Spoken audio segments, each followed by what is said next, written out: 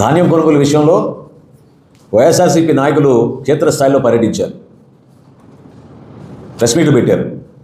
తుఫాను వస్తున్న సందర్భంగా రైతాంగంలో ఉన్న ఆ ఆవేదనని రాజకీయ రంగు పూసి వాళ్ళ స్వలాభం కోసం ఉపయోగించుకోవాలని ఒక పిచ్చి ప్రయత్నం చేశారు.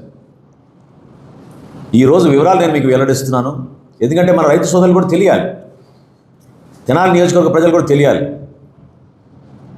అభివృద్ధి అన్నా సంక్షేమం అన్నా స్పందించే మనస్తత్వం ఉన్నప్పుడే ఆ నిజాయితీ ఉంటుంది.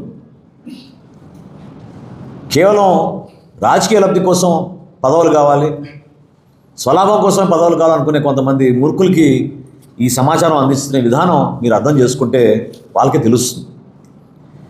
వైఎస్ఆర్సీపీ ప్రభుత్వం వారి చివరి సంవత్సరం ప్రభుత్వంలో ఉన్నప్పుడు మన తెనాలి నియోజకవర్గంలో ధాన్యం కొనుగోలు చేసింది 29 మంది రైతుల దగ్గర నుంచి. 29 మంది రైతుల దగ్గర నుంచి వాళ్ళు మొత్తం ధాన్యం కొనుగోలు చేసిన తెనాలి నియోజకవర్గంలో 288 మెట్రిక్ టన్నులు, కొలిపర్లో 144, తెనాలి మండలంలో 143 మెట్రిక్ టన్నులు వాళ్ళు ధాన్యం కొనుగోలు చేసింది. దానికి ఎంత వెచ్చించారు? 63 లక్షల రూపాయలు. అదే గర్వంగా ఈరోజు జనసేన, తెలుగుదేశం పార్టీ, భారతీయ జనతా పార్టీ కూటమి ప్రభుత్వం ఈ సంవత్సరం ధాన్యం కొనుగోలు మన తెనాలి నియోజకవర్గంలో ఈ రోజుకి 23,463 మెట్రిక్ టన్నులు ధాన్యం కొనుగోలు చేశాం. 3,884 మంది రైతుల దగ్గర నుంచి, అంటే 29 మంది రైతుల దగ్గర మీరు ధాన్యం కొనుగోలు చేసి చేతగాని ప్రభుత్వం, పరిపాలన అంటే మీకేంటో అవగాహన లేని వ్యక్తులు మీరు ప్రెస్ మీట్లు పెట్టి విమర్శించారు. 29 మంది రైతులు ఎక్కడ, 3,884 మంది రైతులు ఎక్కడ? మీరు వెచ్చించింది 63 లక్షలు. ఈ రోజుకి తెనాలి నియోజకవర్గంలో 51,76 లక్షల రూపాయలు ధాన్యం కొనుగోలు చేశాం.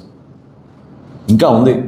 మాకున్న అంచనాలు, క్షేత్రస్థాయిలో ఉన్న వ్యవసాయ శాఖ నుంచి వస్తున్న సమాచారం మేరకు ఇంకో 15 రోజుల వరకు ధాన్యం కొనుగోలు మన చుట్టుపక్కల ప్రాంతాల నుంచి కూడా ఉంటుంది. సో ఖచ్చితంగా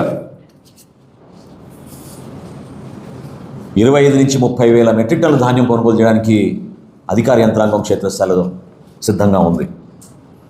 దయచేసి ప్రజలు గమనించాలి. మన రైతాంగం కూడా ఈసారి నమ్మారు. మనస్ఫూర్తిగా వాళ్ళని అభినందిస్తున్నాను. కూటమి ప్రభుత్వం అంటే ఈ విధంగా పనిచేస్తుందని మీకు ఒక ఉదాహరణ చెప్పాను. లెక్కలు 100% నిజాయితీగా, ఇబ్బంది లేకుండా ధాన్యం కొనుగోలు ప్రక్రియ ఈ విధంగా జరిగింది అనే విషయం ప్రజలకి దయచేసి మీరు అందరూ కూడా తెలియపరచాలి. అంటే ఒక సీజన్లో ధాన్యం కొనుగోళ్ళు కేవలం కొంతమందికే ఉపయోగపడే విధంగా గతంలో ఏం చేశారో మీకు తెలుసు. దుర్మార్గంగా ఏ విధంగా కొన్ని మిల్లులకే తోలుకున్నారో మీ అందరికీ తెలుసు. ఎంత కష్టం పడ్డాడో రైతు ధాన్యం పండించిన తర్వాత వ్యవసాయంలో ఎందుకు దిగామనే భావన కలిగే విధంగా కౌలు రైతులకి ప్రత్యేకంగా మీరు పెట్టిన ఇబ్బంది ఎవరు కూడా మర్చిపోలేము. ఎలాంటి ఇబ్బందులు లేకుండా వాతావరణంలో మార్పులు వచ్చినప్పుడు కొంతమంది రైతులు ఖచ్చితంగా ఇబ్బంది పడ్డారు. టార్పాలిన్లు ఇచ్చాం ఉచితంగా మొట్టమొదటిసారి రాష్ట్ర చరిత్రలో. రైతు సహాయ కేంద్రాల్లో సిబ్బందిని ఎప్పటికప్పుడు అప్రమత్తం చేసుకుంటూ తెనాలి నియోజకవర్గంలో 23,463 మెట్రిక్ టన్నుల ధాన్యం సేకరించి సుమారు 3,884 మంది రైతులకి 51,76 లక్షల రూపాయలు వాళ్ళ ఖాతాల్లోకి 24 గంటల్లోనే జమ చేసిన ఘనత మా జనసేన, తెలుగుదేశం పార్టీ, భారతీయ జనతా పార్టీ నాయకులు కూటమి ఆ విధంగా పనిచేసిందని ఈ సందర్భంగా మీకు తెలుపుకుంటున్నాను.